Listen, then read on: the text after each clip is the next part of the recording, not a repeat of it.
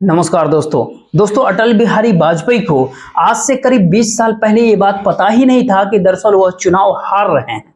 और उनके चुनाव हारने के पीछे कोई दूसरा नहीं बल्कि आरएसएस होगी। और 20 साल के बाद क्या नरेंद्र मोदी को यह बात पता चल चुका है कि वो 2024 का लोकसभा चुनाव हार रहे हैं और उसके पीछे कोई दूसरा नहीं बल्कि इस दौर में आरएसएस का इस दौर में गायब हो जाना है। यानी 20 साल के बाद आरएसएस उसी भूमिका में है, लेकिन अटल बिहारी वाजपेयी के तौर पर मौजूदा समय में नरेंद्र मोदी उस भूमिका में नहीं है। याद कर लीजिए, 20 साल पहले कोई भी भारतीय जनता पार्टी के भीतर से यह बात कह नहीं सकता था कि उसे आरएसएस की जरूरत नहीं है, या फिर भारतीय जनता पार्टी अपने ही बूते इतने आगे बढ़ चुकी है कि अब वह आरएसएस के साथ चलने की स्थिति में बिल्कुल भी नहीं है। लेकिन 20 साल बाद का किस्सा और खास तौर पर संघ के प्रचारक से भारत देश के प्रधानमंत्री बने नरेंद्र मोदी का किस्सा शायद वर्तमान समय में बिल्कुल अलग है। और ऐसी ताकत है या फिर ऐसा अहंकार है, सियासी तौर पर ऐसा कभी भी इससे पहले संघ से निकले हुए कोई स्वयंसेवक कहें या प्रचारक कहे, किसी ने सोचा तक नहीं होगा कि सियासी ताकत अगर हाथ में आ जाए तो आरएसएस को ही खारिज कर दीजिए। जबकि सच इस दौर का यह है कि अगर स्वयंसेवक मैदान में न उतरे और मैदान में उतर जाए तो एक ही झटके में सियासत की परिस्थितियां बदल जाती है। और लेकिन आज ऐसा क्या कुछ हुआ जब इन सारे बातों का जिक्र करने की जरूरत हो गई। दरअसल भारतीय जनता पार्टी के अध्यक्ष जेपी नड्डा, उन्होंने एक इंटरव्यू दिया। उस इंटरव्यू के भीतर वो इंडियन एक्सप्रेस को इंटरव्यू दे रहे थे। उस इंटरव्यू में जब एक सवाल उनसे किया गया कि आरएसएस की इस चुनाव में क्या भूमिका है और वो किस प्रकार से काम कर रहे होंगे, या फिर उस भूमिका के आश्रय क्या भारतीय जनता पार्टी चुनाव 2024 का जीत जाएगी, इन सारे सवालों के जवाब को किस प्रकार से भारतीय जनता पार्टी के अध्यक्ष ने दिया, वो न केवल चौंकाने वाला है बल्कि कई नई परिस्थितियों को जन्म दे रहा है। लेकिन फिर एक सवाल, सबसे पहले इसको देखना चाहिए कि उन्होंने क्या कुछ कहा था। और जेपी नड्डा ने बहुत ही सधे अंदाज में कहा कि अटल बिहारी वाजपेयी का टाइम अलग था, इस समय का टाइम बिल्कुल अलग है। यानी ये कहे कि वाजपेयी के दौर में जो आरएसएस ने किया और आरएसएस की जो ताकत थी वो बिल्कुल उस दौर में उनकी जरूरत बिल्कुल थी, लेकिन वर्तमान समय की भारतीय जनता पार्टी को या फिर कहे नरेंद्र मोदी सरकार को या कहे मोदी सत्ता को इसकी कतई जरूरत नहीं है। उन्होंने शब्द सा कहा कि शुरू में हम अक्षम होंगे, थोड़ा कम होंगे, आरएसएस की जरूरत पड़ती थी, आज हम बढ़ गए हैं, सक्षम हैं, तो भारतीय जनता पार्टी अपने आप को चलाती है। तो क्या ऐसे में आरएसएस का साथ बिल्कुल छूट गया है 2024 के लोकसभा चुनाव में? बिल्कुल नहीं। आइडियोलॉजी के लेवल पे वो अपना काम करते हैं, हम अपना काम करते हैं। और इस दौर का सच यही है कि सत्ता ही असल आइडियोलॉजी है। और संघ के भीतर ये सवाल आज से नहीं बल्कि बीते कई साल से लगातार उठ रहा है कि किस प्रकार से किसान संघ को बदल दिया गया, किस प्रकार से भारतीय मजदूर संघ को बदला गया और किस प्रकार से विश्व हिंदू परिषद तक के भीतर फिर बदल कर दिया गया। यानी ये कहे संघ के जो अपने संगठन काम करते थे इस भारत देश के भीतर में, वो सियासत से इतना प्रभावित हो गए कि धीरे धीरे करके संघ का साथ इस भारत देश की राजनीतिक सत्ता के साथ चलने की स्थिति में नहीं था। तो ऐसे में चुनाव के बीच में ऐसा क्या कुछ महसूस हो गया और कौन सी ऐसी जरूरत आ गई कि जब संघ को भारतीय जनता पार्टी आईना दिखाना चाहती है कि हम आपसे अलग हैं और हम अपने ही बूते 2024 का चुनाव जीत सकते हैं। जी नहीं, सच्चाई बिल्कुल इससे उलट की है। संघ इस दौर में सियासी तौर पर उसके स्वयंसेवक आपको किसी कॉन्स्टिट्यूएंसी के भीतर नजर आ नहीं रहे होंगे। मध्य प्रदेश का कुछ हिस्सा जो आदिवासी बहुल क्षेत्र है, गुजरात के भीतर का जो ढंग का इलाका है, या फिर राजस्थान के छिटपुट कुछ इलाकों में संघ की मौजूदगी दिखाई दी, लेकिन उत्तर प्रदेश के भीतर संघ एक ही झटके में गायब हो गया। और जो महसूस भारतीय जनता पार्टी अपने तौर पर कर रही थी और इस बात को मान के चल रही थी कि दरअसल अयोध्या राम मंदिर प्राण प्रतिष्ठा खुद प्रधानमंत्री नरेंद्र मोदी करेंगे, उसके बाद तो देश में एक ऐसी हवा चलेगी जिसके बाद सब कुछ भारतीय जनता पार्टी के हाथ में होगा। यानी उसको फिक्र करनी ही नहीं होगी कि जातीय समीकरण क्या होते हैं, उसको फिक्र करना ही नहीं होगा कि अति पिछड़े का जिक्र हो या फिर आर्थिक तौर पर जो कमजोर तबका होता है देश में, जो वोट बैंक 2014 से जुड़ा था, वो उसके साथ इस बार नहीं रहेंगे। रहे या ना रहे, लेकिन अयोध्या और राम मंदिर की हवा तले इस भारत देश के भीतर का हर वोटर प्रभावित हो जाएगा। और कमोबेश यही परिस्थिति और इसी मानसिकता के साथ इस 2024 के लोकसभा चुनाव मैदान में खास तौर पर 22 जनवरी 2024 के बाद जो 400 पार का नारा दिया गया, उसका अपना जमीन यही था। लेकिन पहले चरण की वोटिंग, दूसरे चरण की वोटिंग और तीसरे चरण आते आते तो देश में एक ऐसी ताकत नजर अपने भारतीय जनता पार्टी को नजर आने लगी अपने तौर पर कि जमीन पर उसकी पाव है ही नहीं, वो हवा में है और जमीन का वोटर गायब हो गया। इसीलिए एक एक चरण के बाद, एक ही चरण के वोटिंग के बाद, खासतौर पर दूसरे चरण के वोटिंग के बाद स्थितियां नाजुक होने लगी बीजेपी की और महसूस करने लगा बीजेपी की अब अगर आरएसएस मैदान में साथ नहीं है तो फिर क्या किया जाए।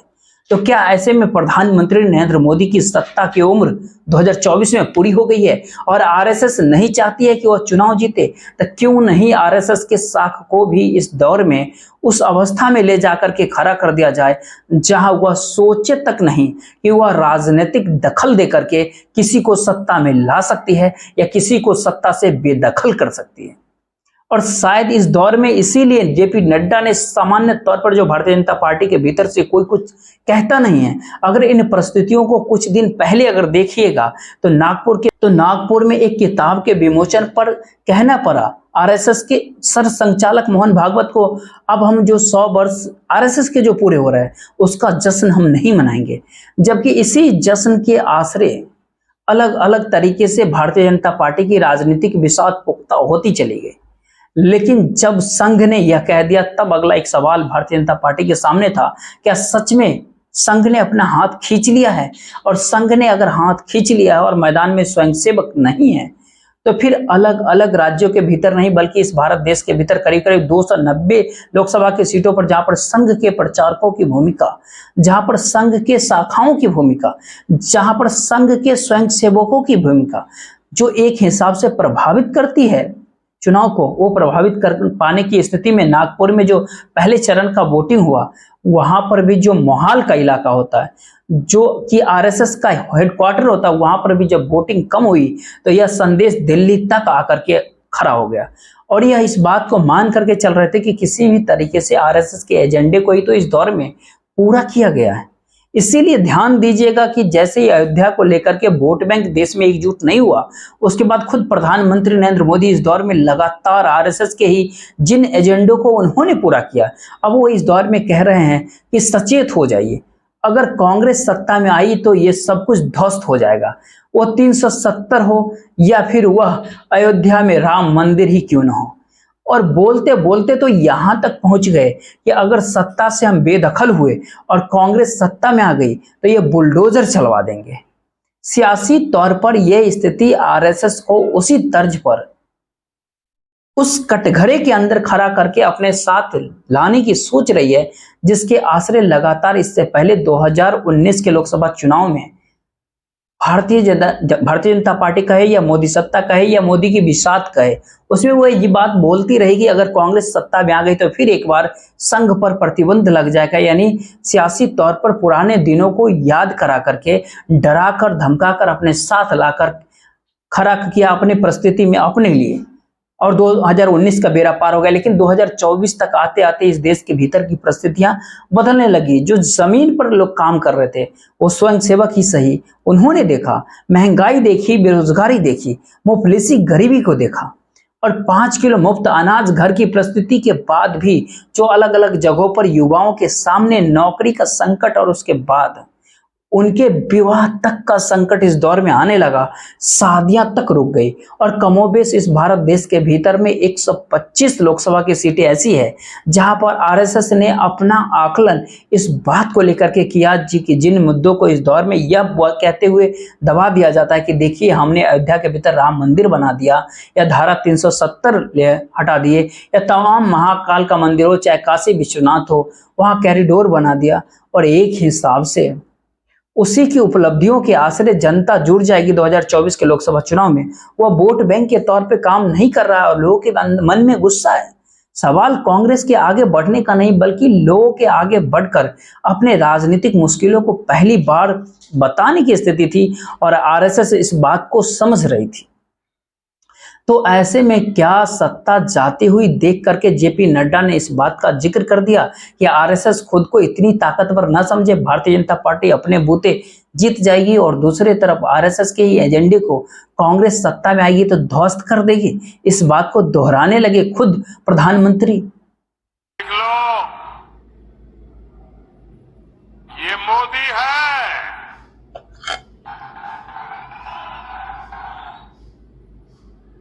ये 370 को वापस लाने के सपने छोड़ दो और अगर कोशिश करोगे ना, लेने के देने पड़ जाएंगे। सपा कांग्रेस वाले सरकार में आए तो रामलला को फिर से टेंट में भेजेंगे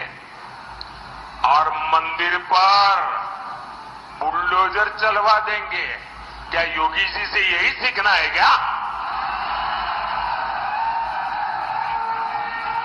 अरे जरा योगी जी से ट्यूशन लो, बुलडोजर कहां चलाना कहां नहीं चलाना।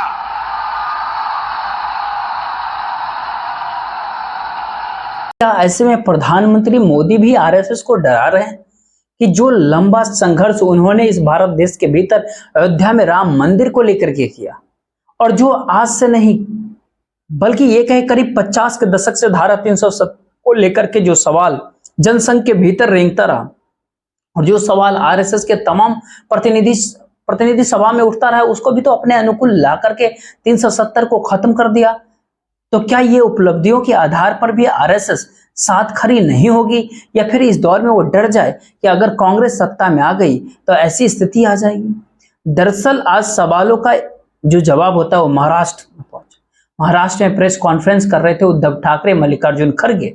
और शरद पवार। इन तीनों ने प्रेस कॉन्फ्रेंस करते हुए उद्धव ठाकरे से पूछा जाता है कि अगर सत्ता में आप आएंगे तो सच में बुलडोजर चल जाएगा। इस पर उनका कहना था, जी नहीं, हम सबसे पहले अयोध्या के राम मंदिर को पूरा करवाएंगे जो अभी तक पूरा नहीं हुआ है। और यह भी एक स्थिति है जो महाराष्ट्र की राजनीति के भीतर शिवसेना और बीजेपी का एक साथ आना और 2014 के भीतर अलग अलग रास्ते को पकड़ने के लिए वहां पर जो समझौते 2014 में नहीं हो पा रहे थे उसको पटरी पे उतारने के लिए आरएसएस ने सक्रिय हो गई थी। और अमित शाह और नरेंद्र मोदी चाह रहे थे कि 2014 के लोकसभा चुनाव में रास्ता अलग पकड़े, क्योंकि सवाल उस बिजनेस मॉडल का था, उन गुजरातियों का था जिनका पूरा धंधा या पूरा हेडक्वार्टर मुंबई के भीतर था और वहां से उनको मुश्किल होती थी जो वहां के राजनीतिक दल और शायद सबसे बड़ी ताकत के साथ शिवसेना खड़ी थी। इसीलिए पहली बार 2014 के भीतर शिवसेना को बाकायदा सार्वजनिक रैली के भीतर प्रधानमंत्री नरेंद्र मोदी ने वसूली पार्टी कहा था। लेकिन 2014 और 2019 तक तो स्थितियां अनुकूल हो गई थी, लेकिन उसके बाद जब दो रास्ते हो गए, शिवसेना को तोड़ दिया गया, तो महाराष्ट्र की राजनीति की सच्चाई यह भी है कि भारतीय जनता पार्टी को वोट मिलेंगे नहीं अगर वह उस हिंदुत्व को नहीं अपनाएगी जिस हिंदुत्व के आश्रय आरएसएस ने शिवसेना को तोड़ा। इस बात को शायद दिल्ली समझ ही नहीं पाई और सियासी तौर पर वह इस बात को मानती रही कि दरअसल अयोध्या और राम मंदिर के जरिए उत्तर प्रदेश और बिहार के भीतर वोट मिलेंगे जो काफी होंगे, क्योंकि यहाँ की 120 लोकसभा सीटों में से करीब 100 सीट उसने जीत रखी थी। और वहीं दूसरी तरफ महाराष्ट्र के भीतर शिवसेना को तोड़ दिया तो फिर विचारधारा भी बट सी गई है, तो वहां पर भी संभाल लेंगे। लेकिन चौथे चरण की वोटिंग के बाद और पांचवें चरण के मुहाने पर अब जब देश का चुनाव खड़ा है तो सबसे बड़ा संकट इस दौर का यह कि महाराष्ट्र का भीतर जो आखिरी चरण है उसमें जिन 13 लोकसभा सीटों पर वोटिंग होनी है उसमें मुंबई जैसे शहर में जहां पर 6 लोकसभा की सीटें हैं उसमें से 3 भारतीय जनता पार्टी 2019 में जीती थी, 3 शिवसेना जीती थी। लेकिन दोनों अगर अलग अलग रास्ते पे निकल जाए तो मुश्किल हो जाएगी और मुश्किल होगी भारतीय जनता पार्टी के लिए, इसलिए क्योंकि उसके साथ कोई भी नहीं है। एकनाथ शिंदे हैं लेकिन उनकी अपनी राजनीतिक जमीन शिवसेना वाली वो नहीं है जिस ताकत के आश्रय बाला साहब ठाकरे राजनीति को साधते थे, संघ को साधते थे और साथ में भारतीय जनता पार्टी को लाभ मिलती थी। इसीलिए पहली बार 1995 में जब चुनाव हुए तो सरकार उसमें बनी शिवसेना और भारतीय जनता पार्टी के मनोहर जोशी मुख्यमंत्री बने, जो शिवसेना से आते थे, बाला साहब के सबसे करीब के थे। दरअसल उन सारे बातों को मौजूदा समय में 2024 में मुश्किल ये है कि अब एकनाथ शिंदे कहां कैसे कहे, उनके पास कुछ बचा नहीं इस दौर में। और जब भारतीय जनता पार्टी के अध्यक्ष कह रहे हैं जेपी नड्डा कि हम अपने बूते चुनाव जीत लेंगे, तो फिर बहुत मुश्किल सवाल है। एक तरफ उद्धव ठाकरे संघ की तारीफ कर रहे हैं और बता रहे हैं कि पता नहीं कि ये किस दिन संघ को नकली करार दे देंगे, और वहीं दूसरी तरफ एकनाथ शिंदे भी इस बात को समझ गए ये रास्ता इतना कठिन है कि अगर उन्होंने संघ की तारीफ अगर अब नहीं किया तो महाराष्ट्र में जो बची खुची जिन 13 सीटों पर वोटिंग होनी है लोकसभा की, उसमें से एक भी सीट वह जीत नहीं पाएंगे। पिछली बार उनकी मौजूदगी जरूर थी, लेकिन अब कुछ भी नहीं बचेगा मुंबई की, चाहे वो पालघर हो, चाहे नासिक हो, चाहे कल्याण हो, चाहे ठाणे हो। कल्याण के भीतर तो उनके खुद के बेटे चुनाव लड़ रहे हैं और वहां पर एमएनएस का एक विधायक और भारतीय जनता पार्टी का एक विधायक नाराज है, रूठा हुआ है। ये तमाम परिस्थिति 2024 के लोकसभा चुनाव में महाराष्ट्र की राजनीति को भी प्रभावित कर रहा है, और ऐसे में एकनाथ शिंदे को बाहर निकल करके तारीफ करनी हुई आरएसएस को लेकर के। झंडे का एलर्जी हो गई अभी, वो आरएसएस के झंडे को उन्होंने अपमान किया है। आरएसएस का प्रतिबंध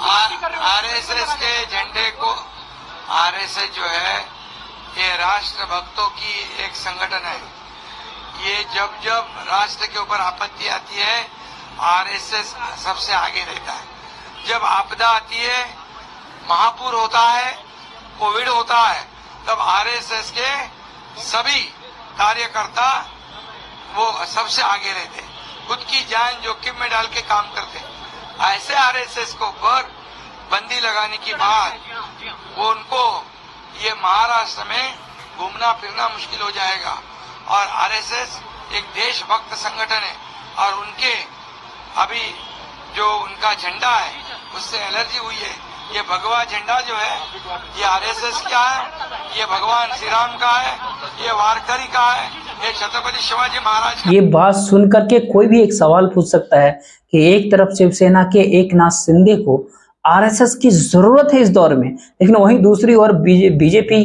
के अध्यक्ष जेपी नड्डा वो बहुत साफ तौर पे कहते हैं कि हम सक्षम हैं और बीजेपी अपने आप को चलाती है और हम बहुत आगे बढ़ गए हैं। अब आरएसएस की जरूरत उस तर्ज पे नहीं है जिस तर्ज पे अटल बिहारी वाजपेयी के दौर में आरएसएस की जरूरत हुआ करती थी। तो क्या सच में इस दौर में हिंदुत्व को लेकर के, अयोध्या को लेकर के, और जो हिंदूवादी पार्टी के तौर पर भारतीय जनता पार्टी ने खुद को खड़ा किया है, उसके भीतर अब खुद नरेंद्र मोदी हो, अमित शाह हो या जेपी नड्डा हो, इन तीनों को ये बात लग गया है कि दरअसल इस आश्रय वोट नहीं मिलेगा 24 के लोकसभा चुनाव में, और सियासी तौर पर एक बहुत बड़ी ये हार है, यह राजनीतिक ट्रांसफॉर्मेशन है जिसमें केवल आप हिंदुत्व के आश्रय, केवल राम मंदिर के आश्रय इस भारत देश के भीतर का छुपे मुद्दे को छुपाकर अपने आप को हिंदूवादी पार्टी कहते हैं। इसके बावजूद वोटों का ध्रुवीकरण नहीं हो पाता है। तो इसकी पीछे की वजह क्या है, ये शायद दिल्ली को अब समझ में आने लगा है, क्योंकि 2014 तक भारत की इकोनॉमी कोई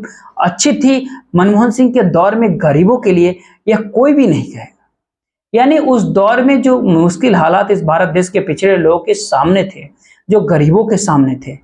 उसको एक उम्मीद के आश्रय नरेंद्र मोदी 2014 में दिखाई पड़े थे,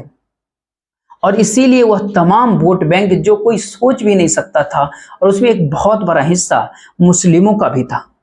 जो 2014 में नरेंद्र मोदी के साथ जुड़ा, क्योंकि 2014 के चुनाव प्रचार के भीतर एक बार भी प्रधानमंत्री नरेंद्र मोदी प्रधानमंत्री बनने से पहले अयोध्या का जिक्र नहीं किया, सोमनाथ का जिक्र नहीं किया, काशी का जिक्र नहीं किया, महाकाल का जिक्र नहीं किया, मथुरा का जिक्र नहीं किया, यानी मंदिरों का जिक्र नहीं किया, हिंदुत्व का जिक्र नहीं किया। वो डेवलपमेंट के आश्रय थे, करप्शन के खिलाफ थे, इस भारत देश को विकास के पथ पर कैसे ले जाना है इसका जिक्र कर रहे थे, और कांग्रेस की सरकार के करप्शन को वो खुले तौर पर उखाड़ रहे थे। लोगों को ये बात अच्छा लगा, और उसके 5 साल के बाद 2019 में इस भारत देश की इकोनॉमी कितनी संभली या फिर नहीं संभली, लेकिन उससे पहले 2 घटना इस भारत देश में नोटबंदी और जीएसटी के आश्रय जो हुई, उसने इस भारत देश की असल जड़ को ही हिलाकर रख दिया। और वहीं से चीजें समझने लगे वह तबका जो बिजनेस से जुड़ा था, जो छोटा छोटा व्यापार था, जो असंगठित क्षेत्र का में काम करने वाले लोग थे। लेकिन 2019 में दोबारा दी जाए सत्ता इसके अनुकूल, तो प्रधानमंत्री मोदी के अनुकूल ही बैठेगा 2019। लेकिन उत्तर प्रदेश के 2022 के चुनाव आते आते ये सबको समझ में आने लगा कि स्थितियां अब नाजुक हो गई है। और इस नाजुक परिस्थिति के भीतर पहली बार उत्तर प्रदेश के भीतर का वह वोट बैंक जो मायावती के साथ खड़ा था, वह भी इस दौर में समझ गया कि अगर उनके नेता को कोई अगर दबा सकता है तो वह दिल्ली की सत्ता है, और वो लगातार इस दौर में दबा रही है। तो ऐसे में उसने अब सोचना शुरू किया कि किसी भी हाल में पुरानी राजनीति न सही लेकिन मौजूदा समय की राजनीति को बदलना पड़ेगा। इसलिए उत्तर प्रदेश के भीतर चाहे वह पिछड़ा तबका हो, चाहे अति गरीब हो, चाहे वो अति दलित के तौर पे आप देखिए, दलितों में भी पिछड़े निचली जातियां जो है उसको भी परखिए, वह वोट बैंक शिफ्ट होने लगे। और वो इंडिया अलायंस, वो इंडिया गठबंधन के अनुकूल जब होने लगा, इसीलिए नहीं क्योंकि वो इंडिया गठबंधन के साथ और उसकी पॉलिसी से खुश था, बल्कि उसको इस बात की समझ आ गई कि दरअसल दिल्ली सब कुछ डिगाकर अपने लिए ही पूरी की पूरी जमीन को तैयार करना चाहती है। और यहीं से इस दौर में परिवर्तन आना शुरू हो गया। सवाल उठता है कि इन सारे बातों का जिक्र या इन बातों की महक जो है आरएसएस को पहले हो गई थी, और आरएसएस इस बात का लगातार जिक्र कर रही थी कि संगठन भारतीय जनता पार्टी का आप हमारे अनुकूल चलाने दीजिए, लेकिन संगठन पर भी गच्चा नरेंद्र मोदी और शाह का कहीं ज्यादा बड़ा होता चला गया समय के साथ। और ये परिस्थिति ऐसी आ गई एक समय की मुख्यमंत्री कौन बनेगा इसमें आरएसएस से पूछा नहीं गया। और लंबे अरसे तक संघ के साथ जो सरोकार जिन नेताओं के थे उनको हाशिए पे ढकेल दिया गया, चाहे वो शिवराज सिंह चौहान हो, चाहे वसुंधरा राजे सिंधिया हो, चाहे कर्नाटक में येदियुरप्पा परिवार ही क्यों ना हो। बोम्मई को वहां जब मुख्यमंत्री बनाया गया तो आरएसएस से नहीं पूछा गया। गुजरात तक में तब्दीली अलग अपने आप की करने लगे, और होते होते 2024 के लोकसभा चुनाव में बहुत साफ तौर पर आरएसएस इस बात को समझ गया कि अगर उसे अपनी साख को बरकरार रखना है तो भारत के देश के मुद्दों के साथ लेकर के चलना होगा, जिन सारे मुद्दे से आंखें दिल्ली की सत्ता ने आंखें बंद कर ली है। इसीलिए ये बात निकलते निकलते यहां तक पहुंच गया कि अब भारतीय जनता पार्टी के अध्यक्ष जेपी नड्डा ये कहने लगे, जिस जेपी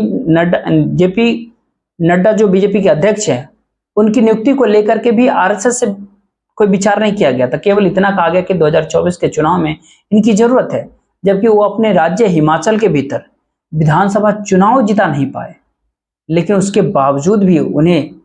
बीजेपी का अध्यक्ष बनाया गया। आरएसएस उस टाइम चाह रहे थे कि राजनाथ सिंह दोबारा अध्यक्ष बने, लेकिन दिल्ली अड़ग था। आरएसएस चाहते थे कि नितिन गडकरी सक्रिय हो, लेकिन उनको संसदीय बोर्ड से हटा दिया गया। सियासी तौर की इन सारी परिस्थितियों को कदम कदम पर जो है सत्ता अपने साथ लेकर के जो चल रही थी, उसका परिणाम 2024 के लोकसभा चुनाव में अब सबको समझ में आने लगा है। और क्यों कहा जाने लगा है कि प्रधानमंत्री मोदी इस दौर में जिस रास्ते पे निकल गए हैं, शायद अब वो अकेले हैं। जय हिंद।